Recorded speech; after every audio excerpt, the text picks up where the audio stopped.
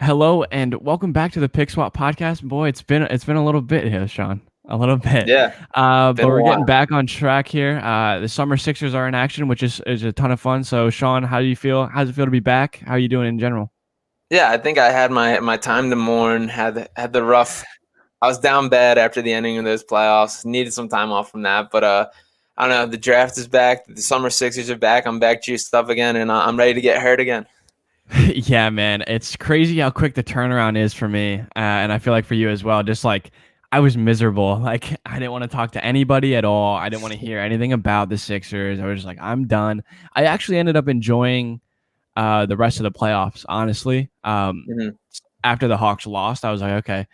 Um, but I actually ended up enjoying it, and like I found the hate that I used to have for a lot of players kind of just like flow out of my body, and I just like a guy like Giannis. I used to hate Giannis. I decided, I can't hate that man anymore. That type of thing, and I like the Suns team, so it was an enjoyable rest of the playoff run for the NBA. But I got like really ready to see the Sixers play basketball again, especially yesterday, seeing Maxey and Isaiah Joe and the rest of the Summer Sixers crew. But before we do all the Summer Sixers stuff, let's talk about just do a little bit of an overview of the offseason. So tell me how you feel about the additions of Drummond and Niang before hmm we talk about DG and Ferk. Just go over those two additions, what you felt the Sixers were trying to do with those two guys. Yeah, I mean, I'll start with Niang. Niang has been my favorite signing of the offseason so far. Just not that he's the perfect stretch four that we've been looking for. Just he's a little undersized. He's like not quite the ideal fit in that regard, but he's an objectively good shooter. He can really he's going to be like best 3-point shooters at a bigger spot position, which I love. I think he's quickly going to be kind of a fan favorite. The nickname Minivan's absolutely awesome for him. And just like a very under the radar signing that like nobody kind of saw, that this is the one that I think like I'm very happy about. I think Maury hit on. Drummond is very, I mean, just I think it's an upgrade over Dwight Howard, which I don't think enough people are giving credit for. We definitely lose a lot in like the leadership and the good positivity that I was surprised to see out of Dwight this year. But I also think Drummond is a better basketball player. There's a lot more to his game. He's still in the prime. He's 28 years old, and the thing that my concern is with it is just what was so effective with Dwight is just how content he was in his role, of that he knew he was just purely a backup. He was here to spurt minutes with that. If Drummond can have that same attitude and understand why he's here, and with that, I'm very satisfied with the role of it. It's just if he starts to go and do too much, which he's had tendencies to do throughout his career, uh, it could be an issue. And it still is so funny to me just the way like Joel has publicly shamed him throughout in his career, and just him being back is so funny to me. But overall, I'm okay with the offseason. I'm pretty happy. Danny Green coming back definitely made me feel a whole lot better about it. But I still think there's a lot that's still going to go down. Yeah, I loved the Niang signing. Going back to that briefly, I think everything that I've read so far is that he was just like historically a great teammate and one of the favorite people in the Jazz organization. So, and the Jazz were a great team last year. He knows how to play good team basketball, as they've highlighted in their past few seasons under Quinn Snyder. So I love the Niang signing. Obviously, you'd rather have, or maybe not rather, but you would have liked to have a guy that can play center. And I really doubt that Niang gets a lot of minutes at center. It's just he's a little bit undersized, but and then to go on to Drummond, I was really surprised how I guess like the initial negative reaction was kind of just like laughing at the fact that Andre Drummond is a Sixer, which is just Very is funny. innately hilarious. Like you can't deny that it's just a funny situation to be in, and the dap up video of Joel and him, and it was just Just like side it was eyeing him. comedy. Yeah, it was just comedy. But honestly, I really liked it. Like he is going to play the Dwight Howard role better than what Dwight Howard did last year. And I mean, I feel like if he wasn't expecting, like if he comes into the season expecting more than that exact role, I think that he made his own mistake signing here. I feel like that was a pretty obvious situation that he was walking into. He's stepping behind the best center in the league, and there's really not much you can do. Like you don't think you're going to start at power forward. So as Andre Drummond. So I actually really liked it. And if he's content with, like you said, if he's content with that role, I really do like it. So we mentioned about Danny Green. I love this contract. 2 years, 20 million. I thought it was perfect. Like I was very happy. I was worried he was going to get overpaid and they couldn't match it, or even worse, they do match an overpaid contract. But you bring Danny Green back on a team friendly contract, and you also bring Furkan Korkmaz back on a really team friendly contract, which I love. So tell me what you think about those two guys, considering their relationship with the current Sixers organization, all the guys on the team, and then on top of that, just the team friendly contracts that they were able to bring them back on. Yeah, I mean, Danny Green has, as just beyond the court, real quick, he's checked all the boxes as far as leadership, veteran, just presence, and everything.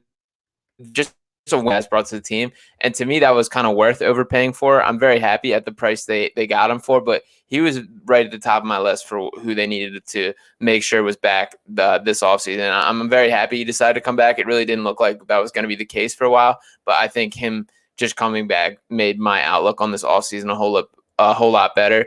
And I believe the second year is a player or some sort of option that they're kind of figuring out, which, so worst case, if he is like, if the wheels fall off after this year, which you never know, there's always something that can be done about it.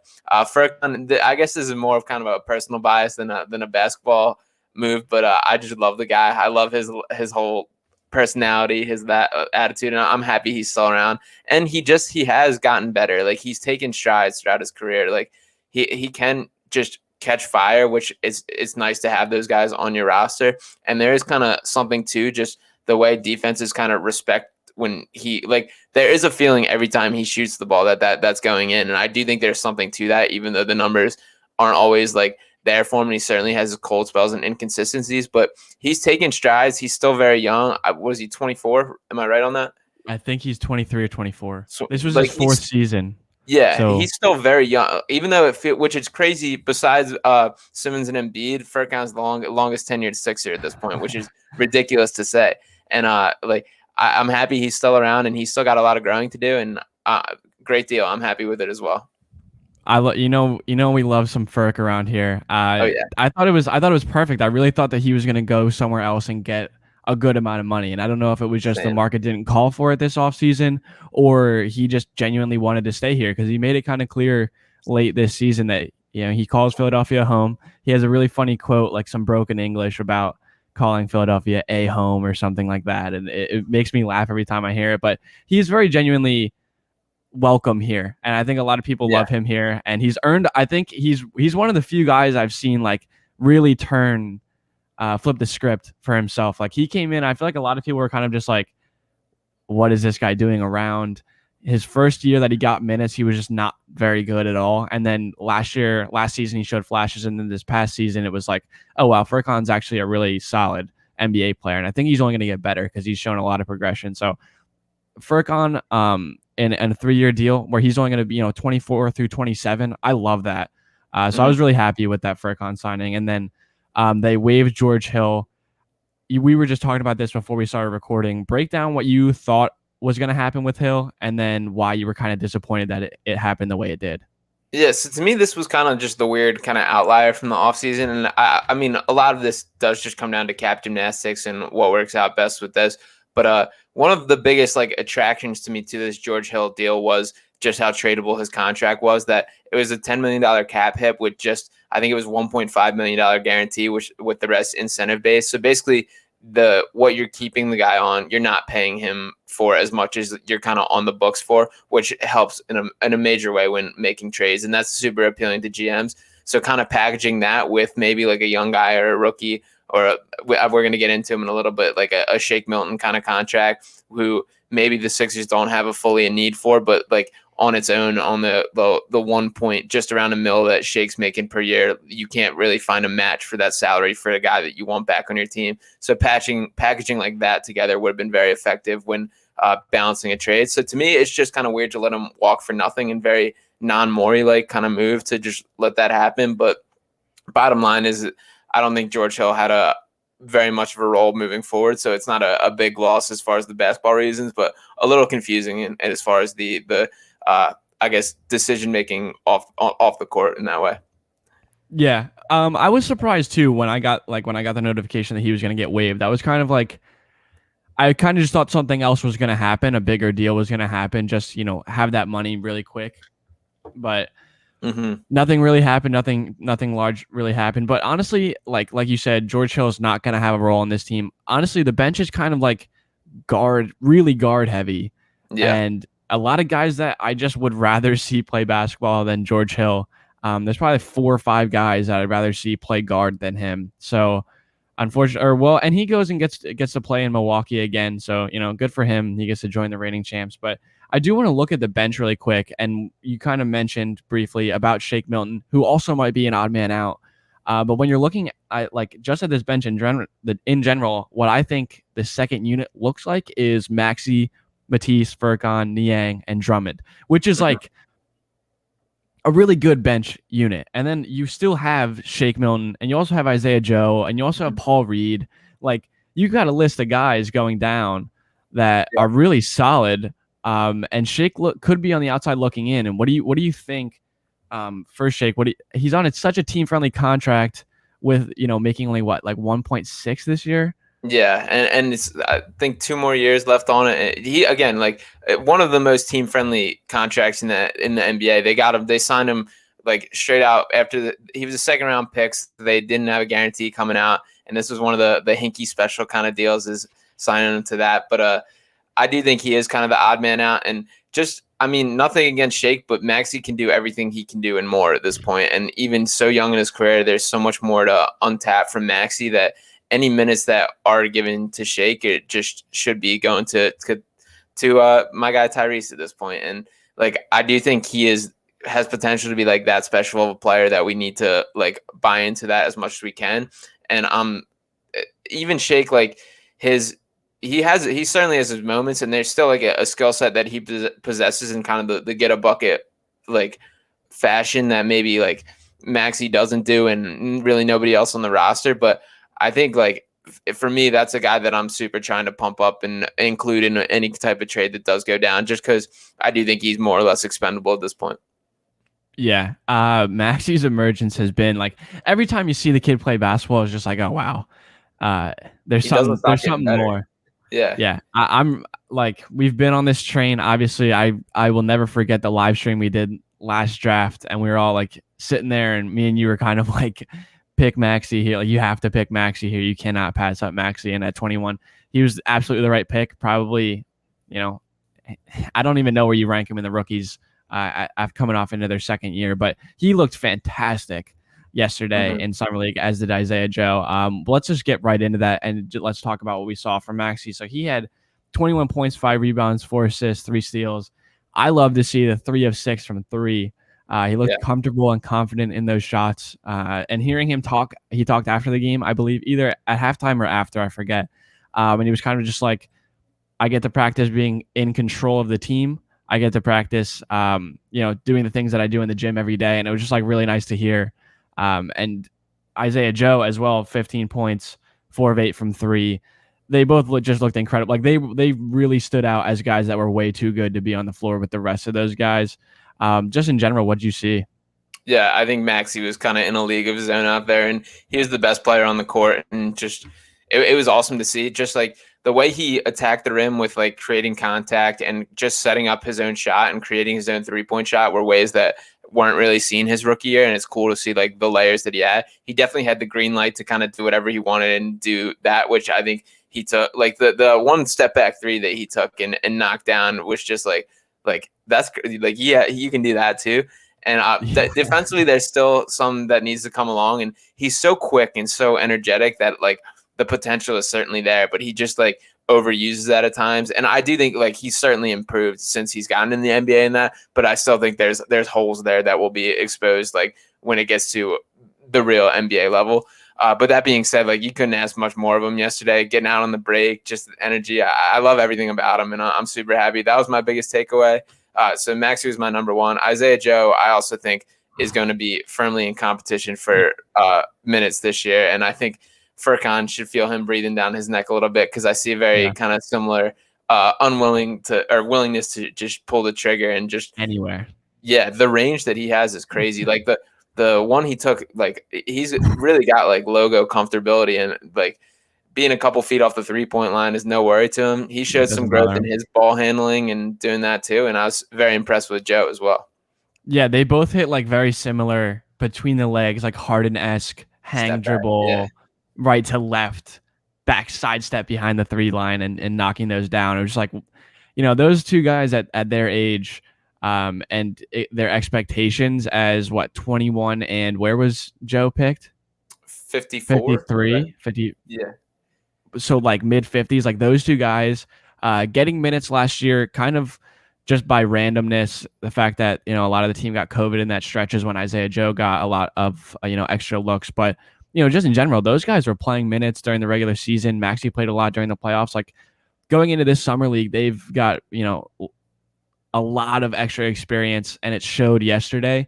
They both looked really comfortable, looked really confident getting to their spots. And like you said, Isaiah Joe was just pulling up from wherever he wanted. Like it didn't even matter. He was catching the ball off a screen 35 feet from the basket, turning and just, doesn't matter and pulling it, and gets fouled and hits one. Yeah. Like I was really like watching that game. I was just like, wow, these guys are really a lot better than the rest of the players on the floor. And even though Isaiah Joe only finished with 15, it was kind of just like he looked like he was playing a lot higher level basketball than everyone else. And then you guys have other guys, Paul Reed, Philip Petrusev, Rajon Tucker, Jaden Springer, who looked kind of a little bit rusty in the first half, or a little bit kind of like he said he was a little bit nervous, which I can understand. And then he got it under wraps and he looked very good in the second half. So what did you see from Springer? Yeah, I think I'm higher on Springer than most guys are at this point. And like when you think of like the description of him and what's been sold with like super young, he's only 18, he's gonna turn 19 like in December, like midway through the season, and like super athlete, freak, like that kind of all these kind of like descriptions. I'm gonna make it sound like a raw player but that's not really like him. Like he's way more refined and has a lot more polish to his game than I expected. And defensively is the biggest thing that jumped out to me. It's just like his hip mobility, his lateral quickness, his active hands is like, and willingness to just stick with a guy is that translates immediately in the NBA. And he's very strong. Like you saw him not getting pushed off guys and fighting through. And like he has NBA level strength, which is insane for an 18-year-old. And I really think like he's not as far off as being like a contributing piece as I kind of expected him to be. So that was awesome. Defensively, he's definitely where he stood out more than on the offensive end. He did a little too much like Tennessee basketball, drive to the mid-range and throw up a contested jumper kind of thing. And that was kind of a criticism of him going in. But the one catch and shoot three-pointer, he looked really good on. You saw him kind of get comfortable. The handle, I don't he had a couple moments that flashed, but I don't know if I necessarily buy into it yet. He definitely is like a lot to work on still, but I was impressed with what I saw out of him, and super positive performance. Yeah, and as a guard, he's incredibly good as a help defender as well, which is something you don't see a lot, especially at a young guys coming out of college. The spacing is so much closer in college that like help defense, you don't have to react as soon and as quick because you're just not spaced out as much. So that was another thing that I looked at that I was really impressed with as well. Even looking at his college tape and everything. Coming into the draft, what did you think? I wasn't totally polished on Springer like right away. Like I was like, okay, let me do a little bit more research on Springer, and then I'll make my decision on whether I like the pick or not. And I did like it initially, just from what I had the little research I had done, and then what I was hearing afterwards. But once I started reading and watching some of his highlights, like and watching some of his clips and games, I was like, okay, I really like this kid, especially at 28. Another guy that might not contribute right away. Great mindset. A guy, his dad was friends with Doc, so I don't know how much stake you put into that. But again, like I really liked the pick, and yesterday I was really happy with what he showed. Just not shying away from the shots after missing a few early on, and missing a few kind of ugly. Like the first couple were just like short, just very short. And it looked like he was just throwing the ball up there. And then he got comfortable, came out right away in the second half, knocked down the three. So I like that he missed and he still kept shooting. He attacked the basket well. And like you said, he's so strong and so athletic that sometimes it's like, okay, you shouldn't take this shot around the rim, but he finds a way. He took the one layup over three guys, and you probably shouldn't have done that, but he made it. He's strong enough to make that work. Yeah. So I really liked what I saw from him. So just initially though, coming out of the draft, how did you feel about that pick? Yeah, I mean, I think it's pretty clear kind of what the Morey kind of standpoint on drafting. Well, obviously coming in, we kind of knew he wasn't a big draft guy, that he traded a ton of picks in that. But same with Maxey and same with Springer, is they just sat back, and these were both guys that should have been off the board several picks ago. And Springer was a pretty consensus, like top 15 pick, like locked to go in there, and him falling all the way to us was crazy. I definitely was way more excited about the Maxey pick than I was when Springer, off the initial reaction, just based on, I thought Springer, like, and not that I'm saying he will be a contributor this season, because I still don't think he will be, but like, he's closer to being a role player type than I expected him to be, and he's not as raw as I kind of thought. And I still love the idea of just drafting for value. And I guess my only like frustrations with the pick is I thought there were guys now that were more like win now, help now players. When you think about like Sharif Cooper, which obviously dropped all the way down to 50 or 40, whatever it was. He just hit a game winner like 20 minutes ago. Yeah, he's a dog. I like Cooper a lot. I like Cooper too. And I would have been happy with the pick there. But regardless, we got Jaden Springer, who I'm super happy with. And I do think and obviously trades could throw this completely out of proportion, but I really like the way him and Maxey played with each other and kind of paired. And I do think they complement each other well, which is exciting when thinking a couple of years down the line. Yeah, I've kind of liked the ideology that Morey has, and this build a strong young core, and that's the way that you balance out rosters when you're so top heavy, and you can't get these free agents, these mid-level guys that are going to get paid, $10+ million a year. Like, you don't have the luxury of building the end of your bench with your second unit with those guys. You're going to do it with minimums, and you're going to do it with homegrown talent such as Matisse, Maxey, Furk, and then past that you have Paul Reed, you have Isaiah Joe, you have now Springer, you might have Petrusev, you might have Charles Bassey. I really liked Aaron Henry, what I saw from him. Defensively, just looks like a guy that is going to wreak havoc. And some of these guys aren't going to work out. Some of these guys are going to be decent. Some of these guys are going to be better than we think. Some of them are going to be worse, and that's just how it goes. But with these low risk, high reward players, when you draft them at 21 and 28 and 49 and 50, 52, whatever, that means nothing. Not that it means nothing to you, but you're giving a guy a chance. Here's your chance. Prove yourself, and you're going to play for a really good team. Really, that's it. Otherwise, we'll move on and we'll pay somebody else, $1 million to do what you do. That's the way that you build an end of a roster like this, and I really like that Morey has taken, and EB have both kind of taken this opportunity to bolster a roster that's really, it seems like they've been in win now mode now for like 3 years, but you forget that their best players are they're not that old. They're not in like a terrible situation in terms of like they're aging. They have to try to get younger players like the Lakers are right now. Like the Lakers their average age is like 33, and that's just not good. You got your vets, you got guys that are in their prime, and then you have a whole crop of young players that potentially can make a huge difference now and then also going forward. Like these guys are hopefully only going to get better, and a lot of you guys are under 23. So that's kind of a really good thing to have, I think, personally.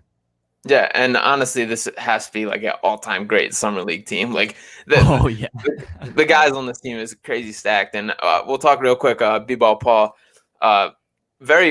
just like, I still am not 100% sure what to make of him. Like, he still has that weirdness in his game that and don't get me wrong, like he ended, what was it, 3 steals, 2 blocks yesterday, and along with his 9 points, 8 rebounds. Like, he's kind of like a niche guy that, like, I mean, obviously the talent's there. We saw the G League MVP, but it's just like, as far as placing, I'm not really sure. He talked post game that he sees himself as a versatile stretch 4, which I don't know if that's like the category I would throw him in. And now, granted, he shot like over 40% from 3 in his time in the G League, and has like pretty consistently since he's reached the pro level. But just the ball handling that there is cool.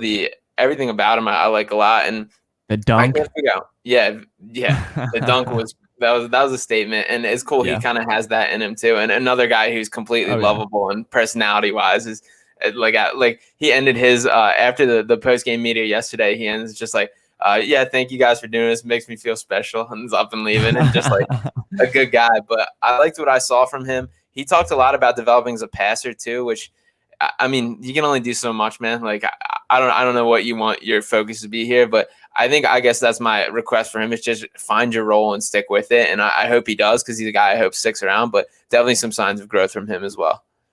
Yeah, I love, it's hard to dislike Paul, and the dunk was huge. He gets a little out of control. His arms sometimes Mhm. seem a little bit too long for his body, saying like his arms and legs, his extremities are kind of like a little bit flaily at times. Yeah. Still putting that weight on that he needs to, but like when I watch him play, I think best case scenario, you think like Pascal Siakam, right? Like I feel like that's Yeah. kind I of can see that. like Siakam's not a 3 or a 4.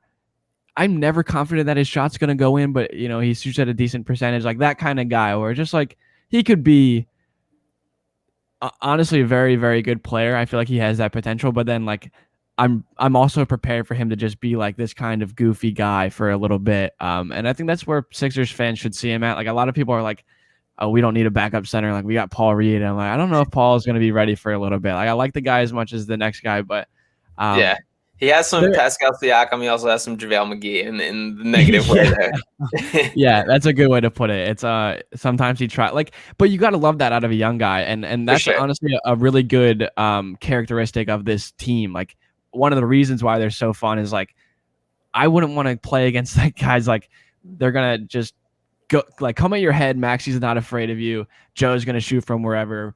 Rajon Tucker will try to dunk on anyone. Like they missed a couple dunks yesterday. These got guys that like have some good attitude and a little bit of aggression and grit, and aren't afraid to make mistakes. So that's a really fun part of this team. Like you said, it's like one of the most fun times that I've had watching a game that literally doesn't matter at all.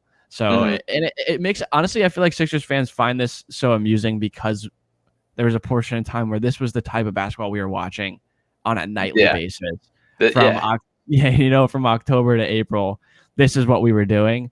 So there's like solace in the fact that this team, the games don't matter. We're watching guys that could potentially be good and otherwise probably not going to make NBA rosters, and that's just like kind of fun. Yeah, I love summer league because of that. I love watching all these like fringe guys like playing for their careers and competing their hearts out because of that. Uh, but yeah, this team's awesome, and I like everybody on it. Petrozev we'll talk about a little bit too. Also, very disappointed Charles Massey didn't play. There's some contract situation that they're working through All that right. his agent advised him not to play because of that. But that's disappointing. I want to see what he can bring to the team because he's a guy I'm pretty excited about too. But back to Petrozev, who did play. Offensively, he never really found his rhythm. He just like he didn't have the pop that I was looking for as far as like a pick and pop guy or looking to find his own shot and that kind of thing. Defensively, he definitely impressed me. The 3 block shots were all huge. He great instincts as far as when to leave his men and attack and try and block like that. But definitely more of a long-term project. I do think it's the right move to keep him overseas for another year and let him continue to develop. But a guy that maybe in the long term could find a way to stick around. Dude, he sent those shots. Like every time Yeah, they big weren't time. like sometimes you check a box score and you're like, oh wow, he had 3 blocks. Like You knew, you yeah. knew that Patricia had 3 blocks. So he put some anger into those blocks. And I was also expecting a little bit more from him offensively, just spacing the floor wise. I think he only took one Yeah. three. Hmm. Um, and it was kind of just like it felt like he was like, oh, I'm supposed to shoot this, so I'll Yeah, he shoot never it looked instead of comfortable. Yeah. yeah, like I feel like he was kind of like he was doing the right things most of the time, but he just was unsure of it, which Mm. is again just playing, especially going from Europe to here, just playing underneath the coach and with these guys. These are new faces and a really new place for a guy like that. So expectations for a first game, I think he did fine. Mhm. But again, I think he's another guy that maybe in a couple years you like him as a stretch big, as a guy that can do a little bit something a little bit different than the guys you have on your roster, giving you some versatility from that bigger spot. And if he doesn't work out again, it's not that big Second of a round deal. pick. I like it. I like again, I'm excited to keep watching this summer league team. Like I'm honestly like anytime they're on, I'm going to look forward to it. I had to stream the game yesterday because I don't have NBA TV. Maybe I should get on that. But um, I do want to talk about what Maxey. This is going to be the last thing because I know that this is going to be a conversation we have for a while. But Maxey said after the game, he talks to a lot of people. He talks to Danny Green. He talks to Matisse Thybulle, and he talks to Ben Simmons. He says he talks to them all the time, and that was the Yeah. quote. You had this thing happen on Twitter. You talked to a lot of people about it. Um, after reports saying that Ben has had zero contact with the Sixers for a while, and although that report came from Kendrick Perkins, who I don't believe at all, Mm-hmm. um, just what do you make of this whole situation? And we both still stand pretty firmly where we are.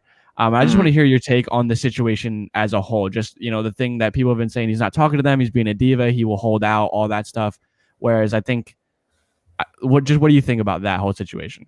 Yeah, I mean, so first off, there's a lot going on with all this, and it's just not a good situation all around. And as far as the holdout talk, so Perkins was the guy who reported the holdout thing. That I don't trust. Like, it's way easier to hypothetically say that than to actually not get your check sent to you and not get those millions of dollars sent your way. I don't see it being that bad. That being said, I definitely think it's a pretty toxic situation between the Sixers and Simmons at this point, and it's pretty clear why. Like, I mean, like, it's no secret that if there's an offer that's pleases the Sixer, like, he's out of here, and as it should be at this point. And I think as far as the Maxey thing, it was definitely kind of a slipped in there thing. And I do buy into there's enough like smoke that I believe there's fire when it comes to just the Simmons kind of isolating himself and not talking to guys. Maxey has the same agent and trainer as Simmons, so I think he out of anybody is the more likely to kind of cross paths and that kind of thing. And Maxey definitely didn't kind of, it wasn't a huge like sticking up for Ben moment. Like, it was just kind of like a slipped in there thing. Like, he was talking about the question originally started, it was specifically like that it was Kai Carlin asking the question, and he asked about the growth in defense, like what guys you've kind of picked up things from. And he mentioned Matisse, Ben, and Danny Green as the guys. And then Carlin followed up and said, like, have you kept in touch with these guys these offseason with that? And he said, yeah, I just like texted Matisse to congratulate him about the Olympics. Ben, I talked to all the time. And Danny Green, like, talked to before this. And then there wasn't really time for like more of a follow up on that. So I do believe that kind of Maxey is a guy that kind of might not be on the same playing field as the rest of the Sixers because of kind of the off court connections with that. But as far as a whole, I still think it's a situation that like is in the best interest of anyone if Simmons does find a new team next year and there is a trade that goes down.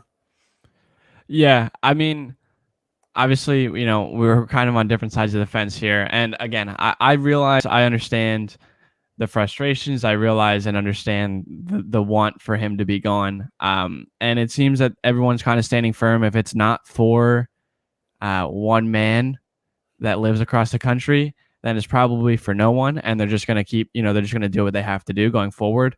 If it's not Dame, and I feel like it's been pretty clear at this point. If it's not Dame, it's nobody. So I don't know. It is like, we haven't heard anything about Dame being available. He just got back from Tokyo, obviously, so there could be some more things happen over the coming days and coming weeks. But I mean, Daryl Morey posted a really not so cryptic after they re-signed Danny Green. He kind of just posted the picture of the what is it, total plus minus of the season, Yeah. and that the Sixers starting five led the league. And take that for what you will, but coming from the president of basketball operations, like, after re-signing and confirming that you have those same five guys on contract for at least the next two seasons, don't you think that kind of means, that's it?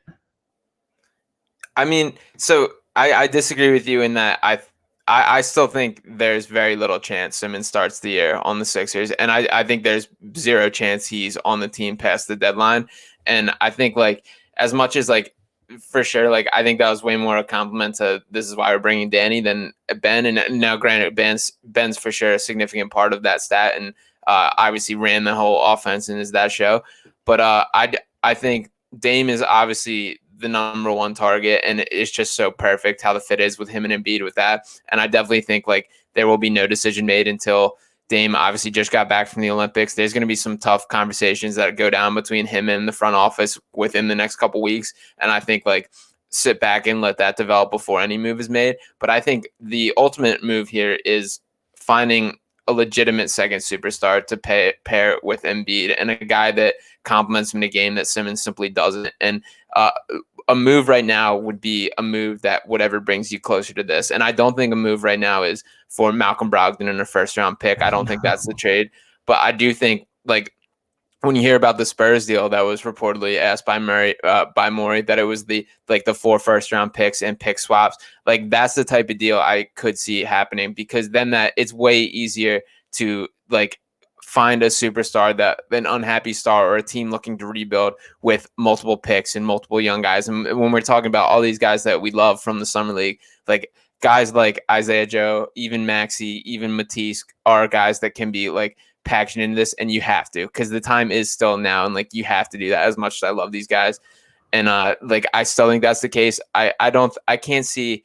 There's just I'm at the point where like we've now tried this with many different supporting casts, and this the cast we have right now is to me is it's not the best group that we've ran it back with, and this isn't our best chance to win. And teams in the East have gotten significantly better in ways that we just haven't this offseason and can't, based on the assets we have. And Simmons is that one trade chip that we can do that, to kind of try to increase the overall like capacity of this team. And it's hard because it's like, if you do mess up this trade, like it's all over, and that like you don't have another chance. Like if you trade him for the wrong guy here, which is why I think this will draw out for a while still, like the process ends and there's no chance of the title, because Embiid has proved to be the legitimate superstar that we hope to be, but just the supporting cast around him is what needs to be adjusted, and Simmons is not the guy to help with that. Yeah, I mean, I'm not gonna go all my way to like to defend him, because there's times like I agree with you in a lot of ways. I do agree with you. That, and I think it's strange, it's disappointing, it's ugly. Definitely. It's gotten this far, but the only thing that I find like a little bit of just calmness in is like really from credible sources, from people really close, like there hasn't been that many things that have like there's a ton of smoke, right? Like you said, like there is clearly something is going on, it seems, but from the first report was, oh, Ben hasn't been in contact with them, and then the Sixers are like, we talked to him on his birthday, and then weeks later is like, well, they haven't talked to him again, and then literally the day after, Maxey says he's talking to them. Like it seems like a lot of reaching, and to be fair, this is the biggest story of the offseason, whether Dame wants out or not. On top of Portland having just like the shittiest offseason of all time, after Dame's like, you need to upgrade this roster, and they get him Cody Zeller and Tony Snell. Like that's what they're working against right now. And like Dame is right. Dame is there. And he hasn't made any significant requests yet. And I think really until that happens, I like genuinely, unless Dame says I'm out, until that day, I won't be worried about a trade for Ben Simmons, honestly. And I do sit right now, like hand on my heart, I do believe Dame Lillard will be a Sixer next year, and that is my like genuine prediction. And again, I don't know if this is necessarily like the before the season starts or during, but I just think Dame understands where he's at. And like the Trailblazers and Sixers, I see a very similar spots as franchises, and just like good teams, talented, but struggling to take that like extra leap. And where the Trailblazers have kind of tapped them, kind of pin themselves in a corner, is like, if I'm Daryl Morey right now, a trade that was talked about a ton prior to all the Dame news was a CJ McCollum for like a CJ McCollum and stuff for Simmons, or maybe a Tobias for CJ trade. And just like if I'm Morey, why would I do that when I'm now decreasing my chances at getting the legitimate superstar that you guys have? And like, what team wants to help them out in a way that would keep Dame there when they want a chance at Dame? And like I just can't see. To me, it doesn't make sense. Like, there's no team that is out. That CJ McCollum is not the missing piece on any franchise in the way that like Dame Lillard is. And I believe that Dame is here. And I do genuinely believe the Sixers are in the best chance out of any team in the league to land him if he is truly available. And just standing up at the Olympics, which first off, like, I guess not really the spot for it, but kind of things go down when they go down, and saying like, we're not just like a coach away. Like when you look at a roster, you can't tell me like running it back and it's difference. And then Cody Zeller and Tony Snell are your two key addition. And I think Ben McLemore, they got too. Another guy that like, come on now. Like Dame can't sit there and be like, like now I'm good. Like he's not sitting there and going like, Ben McLemore is what we needed. Like now we're good, And so like, to me, like if they get a couple games into the season and like they look like the Trailblazers, which they're going to look like because that's who they have on the roster, and then the most part they're going to be exactly the same. Like, I can't see Dame just saying like I'm cool with this, and I do think it's going to get more and more presence. And I also think like as much as the Simmons stuff is all in the media, and some of this is a criticism toward like Philly being the ringer that it is versus not necessarily on Simmons, but Simmons is so much in the public eye in this situation, and because it's a bigger story and more clear. But like I think Dame's conversations are happening way more behind closed doors, and I do think there's some serious meetings and conversations that like we don't know what the end of, but I do think like they're happening and there are things moving. So I think this is a story that's going to draw out for a while, but I do think there's something there to it. Yeah, and I mean maybe there is. It's hard to tell. It's strange sure, to me as someone that like I honestly am trying to look at it objectively, and I see a lot of the signs pointing to Ben being not on the Sixers next year. But then like when you break it down to like I've learned as a fan just of the NBA in general to never trust anything that's not coming from a really credible source. And like there's been report after report that's not like definite. There's no Woj saying Ben Simmons has not like or has been in contact with the Sixers. Ben Simmons has like is definitely going to be a Sixer next year. Like there hasn't been anything like that, obviously, but there really also hasn't been like a Woj or a Shams or those people. And like even like on the jump, if you want, like Kendrick Perkins goes one way, Ramona Shelburne goes the exact opposite and says like the Sixers actually would prefer to keep Ben Simmons this year. And like honestly, unless we see a James Harden-esque move by Damian Lillard going into next year and just like, 8, 12, 15 games, however many games it was into the year, and Harden was like, I'm out. Honestly, I feel like unless a situation arises like that, and like you said, it could be happening. That could be something that's going on in Portland right now that we don't see.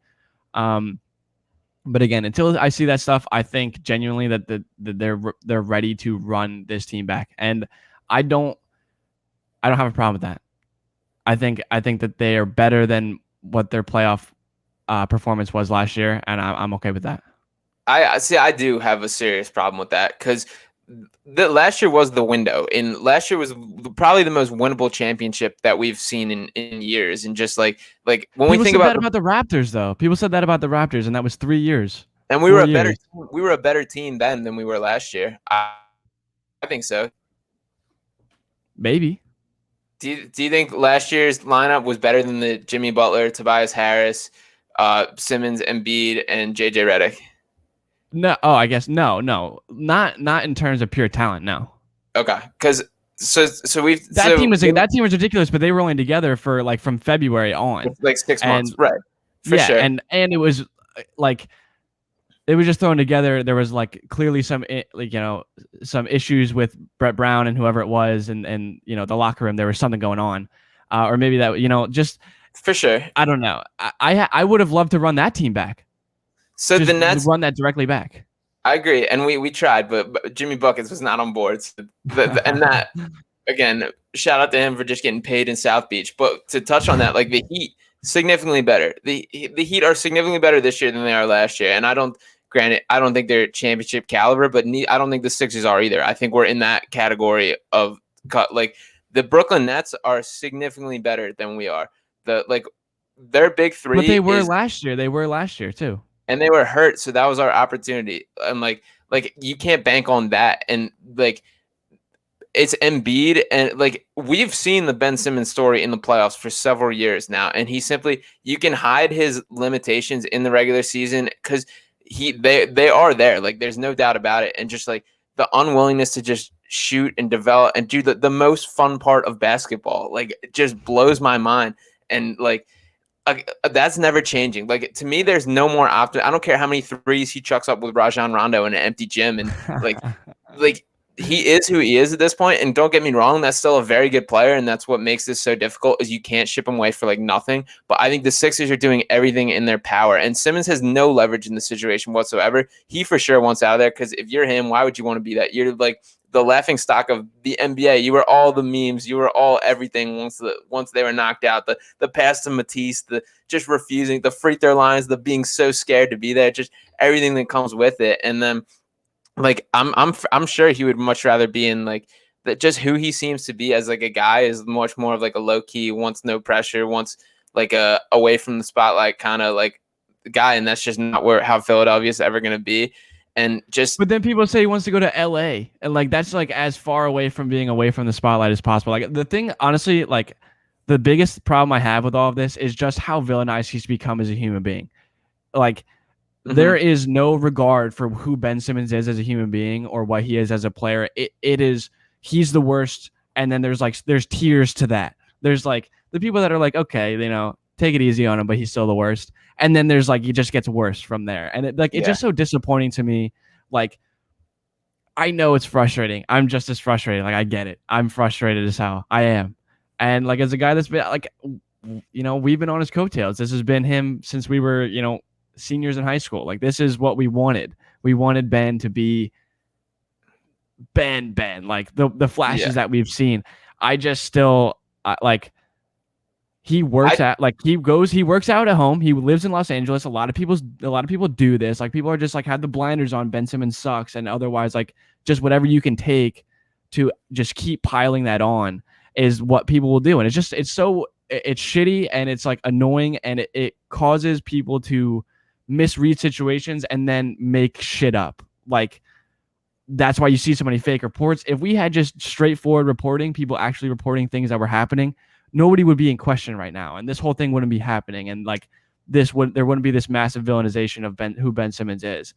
But that's what happens, and it's really frustrating for me as a fan of him and a fan of the sport to just see his character ripped down because of poor play in a playoff series. You shouldn't do it.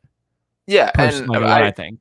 yeah, and I agree with you with all the personal stuff and just as a person and his character and like I mean I have no hate in my heart for him as a person, as a human being, any of that. Yeah, But that being said, I don't think the Sixers can win a championship with Ben Simmons on this roster, and I think that like his holes are too gaping come playoff time and just do not gel along Joel Embiid in the way that the Sixers need them to, and he doesn't complement the game in the way that like that must happen for this to work and for a championship to happen here. And to me, like the writing is on the wall that we've tried to run this back with so many different groups and complementing players, and like you can't ask for better surrounding shooting than Seth Curry, who Seth Curry was our second best player in the playoffs, which as great as that is for Seth, that's a problem when you look at Ben Simmons and Tobias Harris, who are the other two big time who I supposed think stars. Tobias is getting a little bit of is definitely He, getting a break.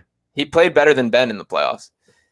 But Yeah, but yeah, he's getting paid the same amount, and nobody gives yeah, a shit. more. Like, But but nobody cares. I mean, but here's my thing: is just how obvious it is with Simmons. Is like the Sixers can't say we're trading Ben.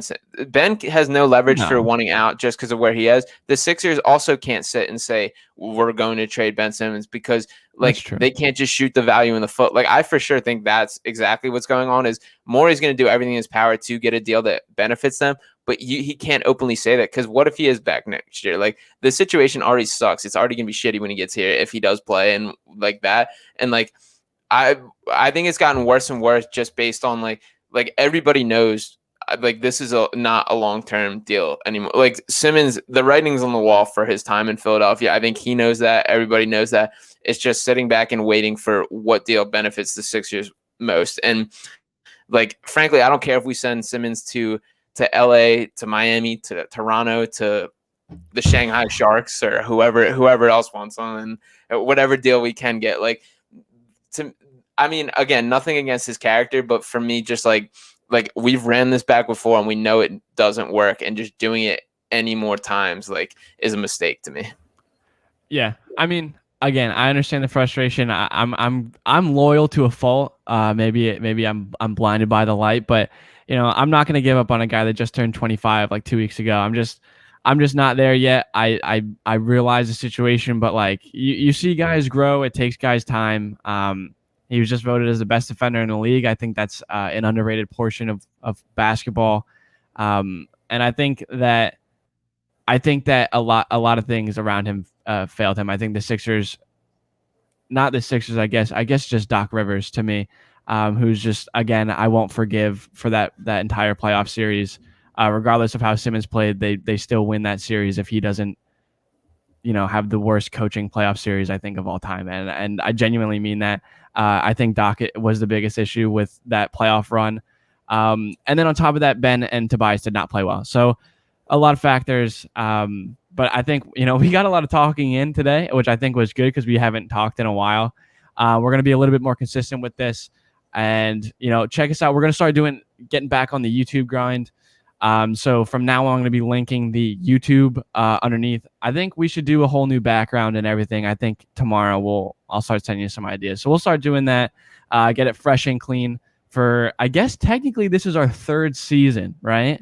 Going into so the bubble, we had the little bubble blurb, and then we had Yeah. all last year. So I guess season 3. That's crazy. This is technically season 3. I was thinking about that when I was starting this one up. It is technically season 3. So we thank you guys for being here with us through 3, at least a partial of 3 seasons. And we're excited to get going. There's a lot of things to talk about. And we'll talk to you guys soon.